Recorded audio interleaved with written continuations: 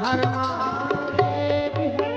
भगवान शिव ओ भरदानी कृपालु त्रिकालदर्शी कैलाशी अविनाशी का शिव महापुराण कह रहा है कि बेल का जो फल बैसाख महीने में हम शिव को चढ़ाते हैं वो किसी भी शिवलिंग पर चढ़ा सकते हो और उसका पान भी आप कर सकते हो, उसको खा भी सकते हो। बाकी के समय पर आप जो नर्मदेश्वर महादेव हैं केवल उन्हीं पर चढ़ा हुआ पा सकते हो।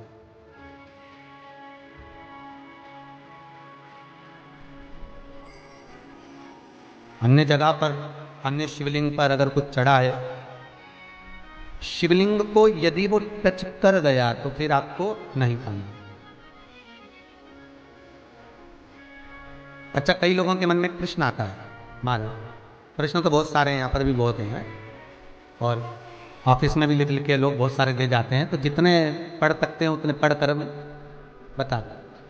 एक प्रश्न लोगों का बहुत अच्छा है कि हमारी जो पूजन बाड़ी होती है, हमारे पूजन का घर होता है, पूजन बाड़ी होती है, पूजन का मंदिर होता है हमारे घर के अंदर, उसमें ठाकुर जी भी हैं, शंकर जी भी हैं, गणेश जी भी हैं, देवी जी भी है, सारे देवता जी भी हैं। तो वहां पर हम जो भोग लगाएं तो वो हम लोग खाएं कि ना खाएं? अब ध्यान देना महाराज, जिस पूजन वाणी में, जिस मंदिर में, आपके घर के मंदिर के अंदर आप पूजन करते हैं, भोग लगाते हैं, अर्चना करते हैं, उसमें सभी देवता विराज हैं और सारे देवता को आप जो भोग लगा रही हो वो थोड़ा दूर से लगा रही हो। कोई भगवान को एक एक कोरा तोड़ के लड्डू गोपाल को फिर छुआया फिर रखा, फिर शंकर जी को छुआया फिर रखा, फिर जगदम्बा को छुआया फिर रखा, ऐसा करती हो क्या? नहीं, आपने थाली लाई भोजन की और आपने रख दी।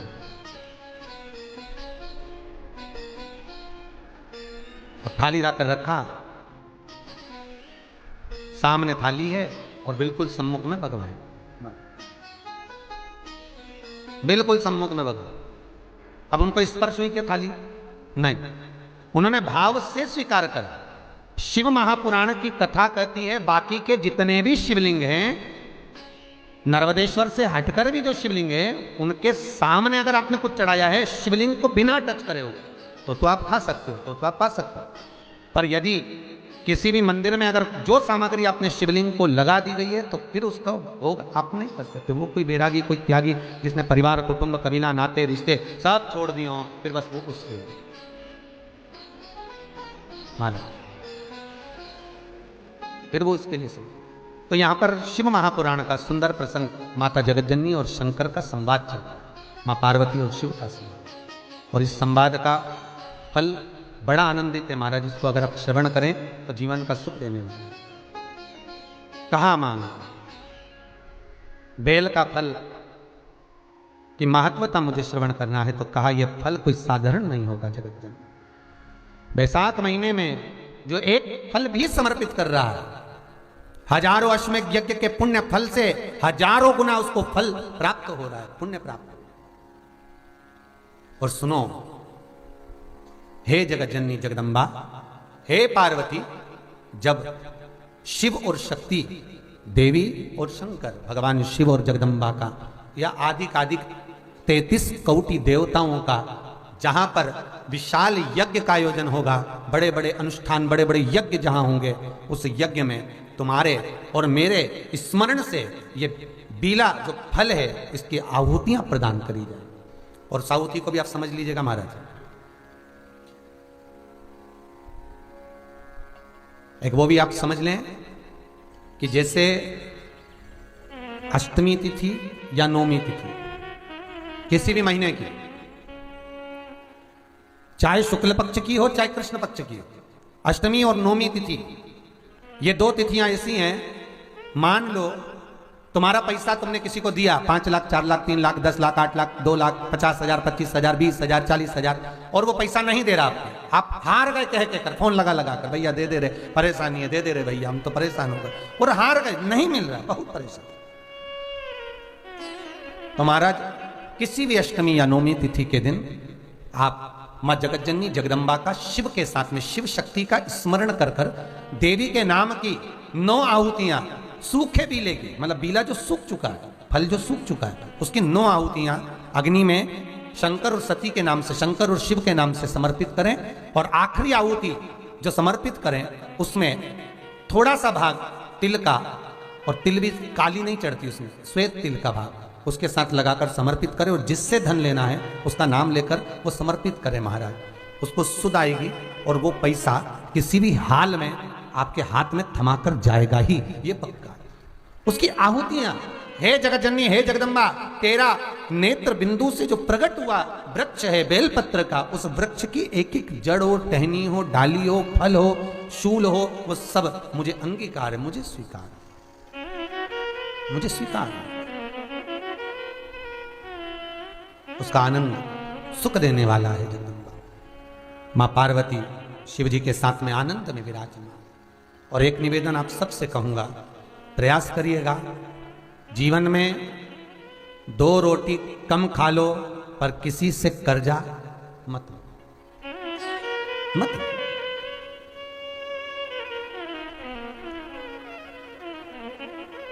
क्यों ले?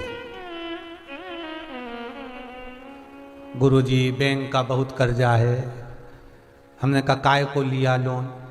अब गुरुजी मकान तो बनाना था तो लेना तो था, फिर मकान का लोन तो था ही सरी, साथ में 4 व्हीलर गाड़ी और उठा ली। गुरुजी कर्जा बहुत है। हमने कहा अब काय का हो गया, 4 व्हीलर ले लिए, उसका भी लोन है। फिर गुरुजी कर्जा बहुत है, अब काय में हो गया गुरुजी, वो फैक्ट्री डाली थी जीनी थोड़ा सा तेल की और इसका कर्जा हो गया, तो वो भी लोन। क्या करा, मकान पर लोन लिया, प्लाट पर लिया तो मकान बनाया, मकान पे लिया तो फैक्ट्री खोली, फैक्ट्री पे लिया तो गाड़ी आ गई, सब कर्जे में लदा लो। क्यों ले? और हो गया, उसके बाद में चिंता नहीं करना, हो गया ना, ठीक है। जयपुर के अग्रवाल जी, उनकी आप बीती यहीं पर माइक पे सुनवाएंगे हम। वो कहते हैं गुरुजी पूर्ण तरह से बर्बाद हो गया लॉकडाउन में, 1 रुपया नहीं बचा, और जा रहे थे सुसाइड करने, कहीं मोबाइल पर किसी मित्र ने कथा सुना दी और बस रुक गए कि अब नहीं मरना, महाराज के दिया है कि भटको गए, अब नहीं मरना। और कथा भी वही मिली, भटकने वाली, मर तो जाओगे बेटा, गति बिगड़ जाएगा। मरना सरल है बहुत, और तरना भी तो देखो है? ट्रेन के लोकल डब्बे में चढ़ जाओ, जगह है नहीं, हमारे को तो सब मिली नहीं। हमने तो फर्स्ट एसी का टिकट कराया, उसमें भी नहीं मिली, सेकंड एसी का वो भी नहीं मिली, थर्ड एसी का कराया वो भी नहीं मिली, फिर रिजर्वेशन कराया स्लीपर का वो भी नहीं मिला, तो जाना तो था, चढ़ गए लोकल में, और दादा बाथरूम में लटके, और आखिरी में मंजिल तक भी नहीं पहुंचे कि मैं तो अगला स्टेशन पर उतर जाऊं, मेरे काका से नहीं बने, दादा लटका लटका मेरा तो पाँव हाथ टूट गया और अगला स्टेशन पर उतरी। तो ऐसा काम काय को कर, जब ऊपर बैकुंठ और नरक के सारी सीटें फुल, तो तुम्हें तो लोकल में लटकना ही पड़ेगा। फिर ऊपर तुम्हें कहाँ रिजर्वेशन मिल रही है कि तुम्हें बैकुंठ ले जाए कि नरक ले जाए, लटके रहो, अब नीचे ही लटको, कौन ले जाए।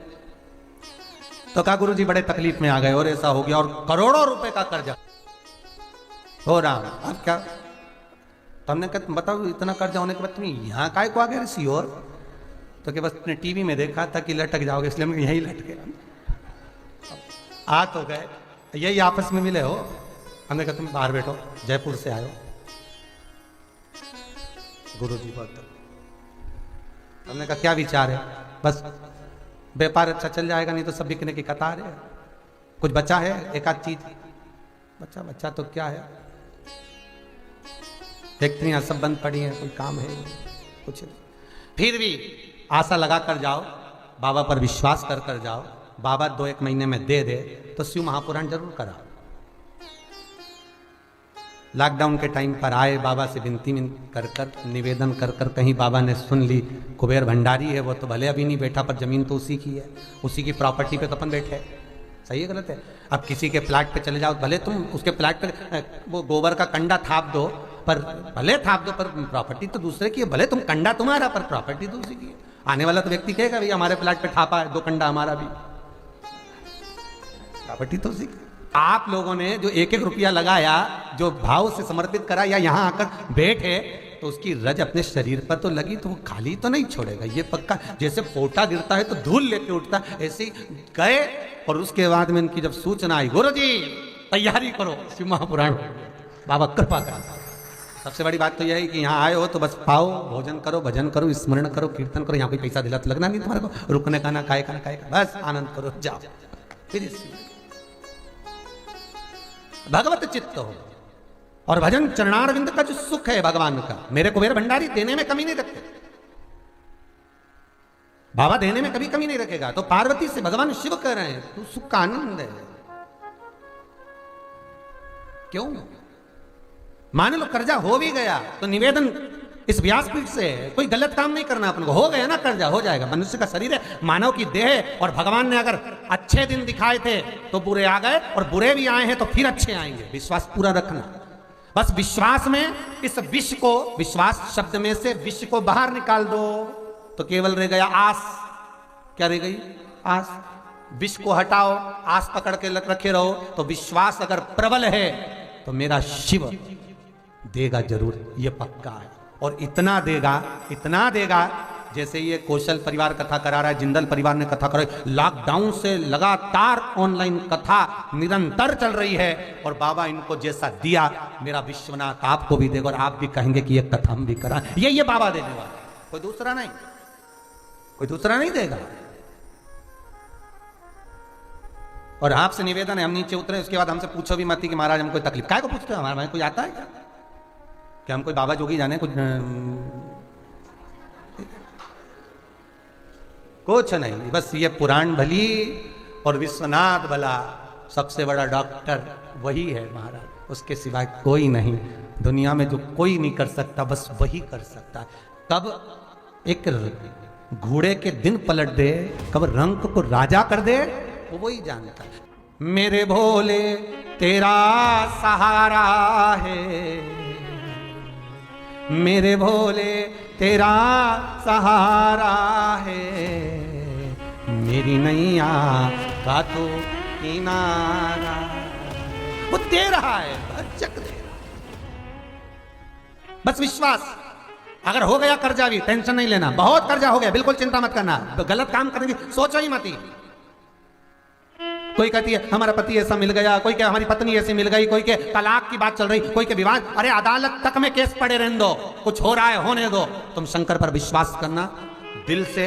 एक बार शिव के सामने जाकर भले दिया मत लगाना, अगरबत्ती मत लगाना, चूरमे का भोग मत लगाना, बेलपत्र भी मत चढ़ाना, पर एक बार उसके पास बैठकर दिल से एक बार बात तो कर लेना और अपने दिल की उसको सुना देना।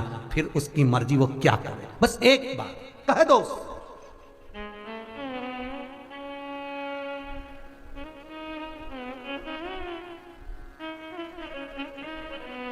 बस एक बार उससे कहना और दिल से कहना, बाबा बस इतनी सी बात है। वो सियोर वाला महाराज बोला है और हम तो कुछ जानते नहीं, पूजन ना अर्चना कुछ भी नहीं जानते। बस हम तो इतना जानते हैं कि तुम शिवलिंग में शंकर बसाए, त्रिलोकी का नाथ है। और एक शिवलिंग के अंदर केवल अकेला शंकर नहीं है, जहां पर गोल धारी पर शिवलिंग रखा हुआ है वो जगदम्बा पार्वती का हस्त कमल है। जहां पर से पानी नीचे गिर रहा है उसका राइट भाग में गणेश और लेफ्ट भाग में कार्तिकेय है। बीच में शिवलिंग के सामने जो मोटी सी लाइन है वो शंकर भगवान की छोटी लड़की अशोक सुंदरी है। शंकर भगवान के ऊपर जलाधारी में से जो बूंद बूंद पानी गिर रहा है वो साधारण नहीं, शंकर भगवान की 5 लड़कियां जया, विषहरा, शामलीबारी, दोतली और देव है। शंकर भगवान के 13 की 13 बच्चे एक ही शिवलिंग में विराजमान है। और जहां पर शिवलिंग ऊपर की ओर रखा हुआ है वहां पर 33 कोटि देवता विराजमान है। जहां से शंकर का पानी चढ़ा हुआ निकल कर जाता है वहां पर 64 योगनिया और 33 कोटि देवता हाथ की अंजलि लेकर जल का आचमन करते हैं। जब सारे देवता वहां पर हैं तो हम भटके क्यों? हम क्यों जाएं यहां से? क्यों जाएं? अब मर्जी तुम्हारी है, तुम चाहो तो ये थोड़े दिन इस देवता को भज लो, थोड़े दिन उस देवता को भज लो, सारे मंदिर में घूमते हुए, बात तो वही है। भटको।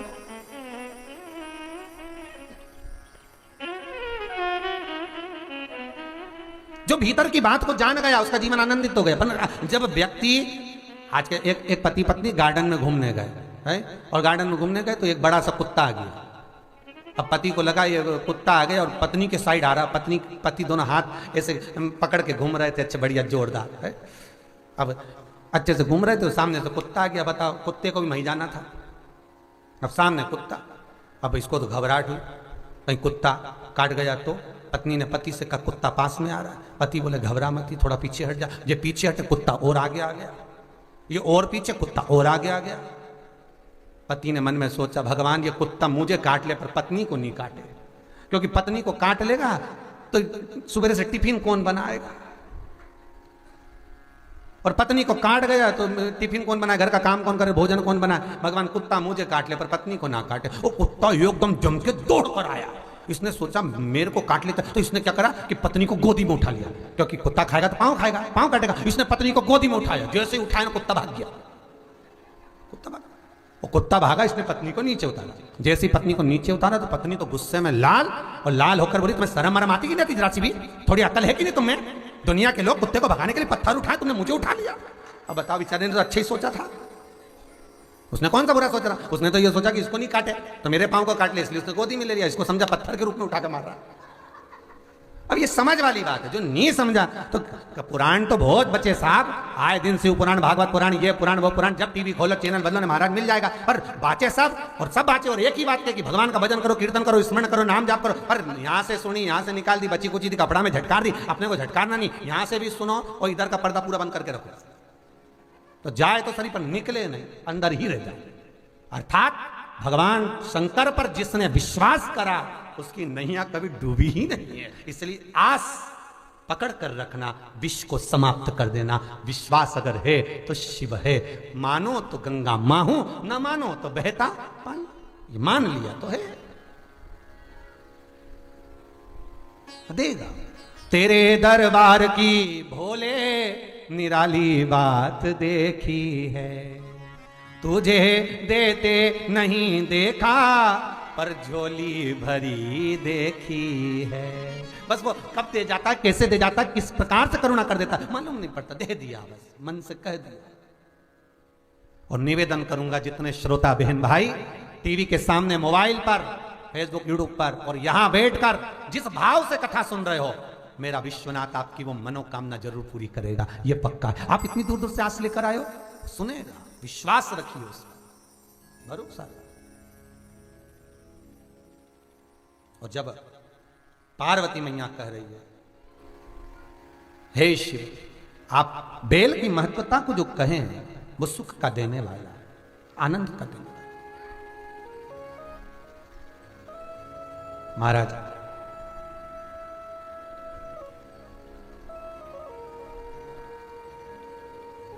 कई लोगों को आपने देखा होगा शिवरात्रि के दिन भी बेल का फल शंकर जी को समर्पित करते हैं। महाराज कई लोगों को देखा होगा आपने, शिव मंदिर में जब आप पूजन करने गए होंगे तो बेल का फल लोग शिव जी को भी समर्पित करते हैं। वो किस लिए है? तो शिव महापुराण की कथा कहती है शिवरात्रि के दिन जो बेल का फल समर्पित करा जाता है वो रोग मुक्ति के लिए किया जाता है, आरोग्यता के। मेरा निवेदन है, ये प्रश्न था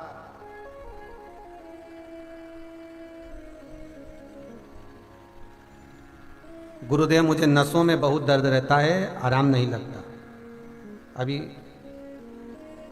विटामिन डी 5% है।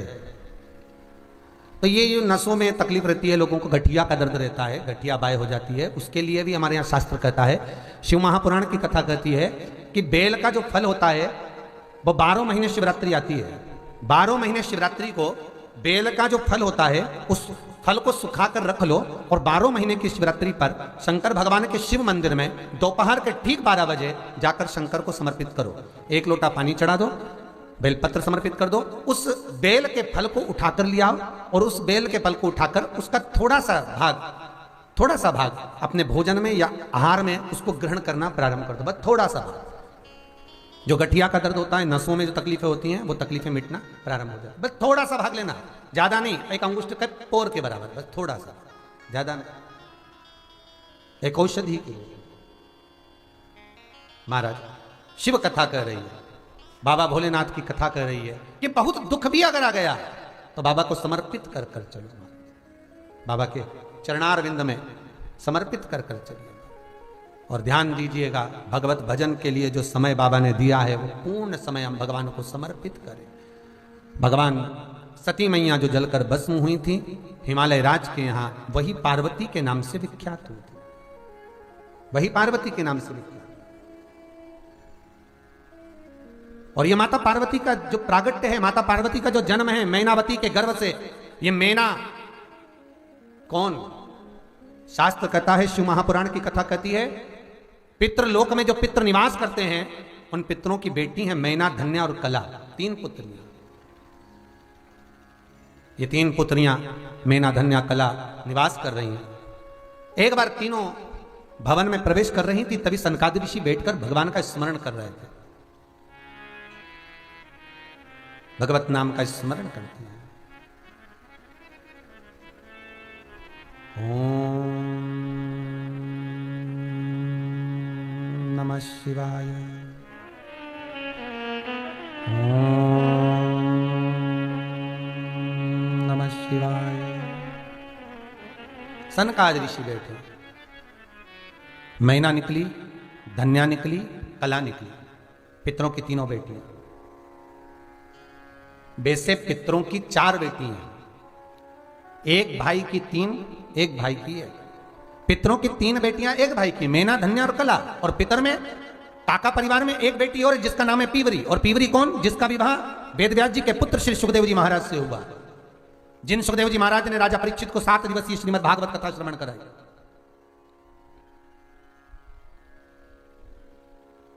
और सुखदेव जी महाराज ने कथा भी जो श्रवण कराई वो बड़े वृक्ष के नीचे, बड़ के पेड़ के नीचे।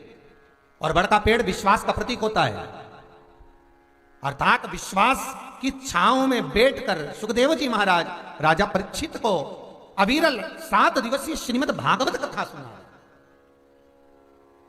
तो पहला संबोधन जो भागवत जी में सुखदेव जी ने कहा, राजन तुम्हारे भीतर मन में चित्त वृत्ति में भगवान के प्रति विश्वास है कि नहीं, पहले ये बताओ। राजा परीक्षित कहते हैं, सारे गुरुओं को ढूंढ कर आ गया, आखिरी में आप मिले, आपकी शरण में आया हूं, अब मुझे कहीं नहीं भटकना। और फिर निवेदन है, पानी पियो छान, गुरु करो जान। 50 बार विचार करना तब गुरु करना। आज के जमाने में असली घी नहीं मिले तो असली गुरु कहां से मिलेगा? विचार करो।